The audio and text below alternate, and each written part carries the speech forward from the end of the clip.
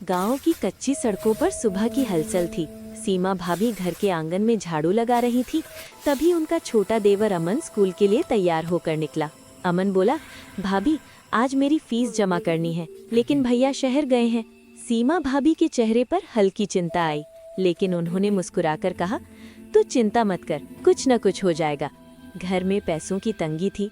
भैया शहर में नौकरी ढूंढ रहे थे और पूरा घर सीमा भाभी संभाल रही थी। रात को अमन ने देखा, भाभी चुपचाप अलमारी से अपनी शादी की पायल निकाल रही थी। अमन घबरा गया, भाभी आप ये क्यों निकाल रही हो? सीमा बोली, तेरी पढ़ाई नहीं रुकेगी अमन, भाभी कुछ भी कर लेगी। अगले दिन अमन स्कूल नहीं गया। वो सीधा गांव के चाचा के खेत पर पहुंचा और बोला, चाचा मुझे काम चाहिए पढ़ाई के साथ। चाचा पहले हैरान हुए, फिर बोले, इतनी समझदारी इस उम्र में?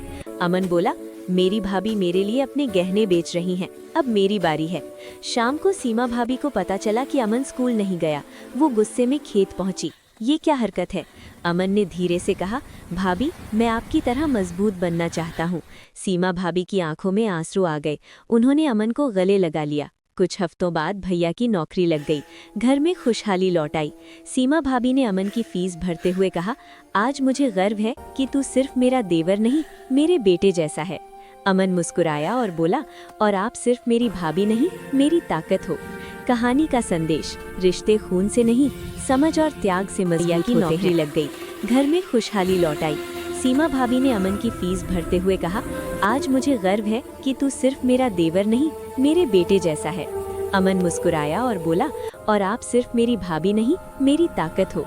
कहानी का संदेश, रिश्ते खून से नहीं, समझ और त्याग से मजबूत होते हैं।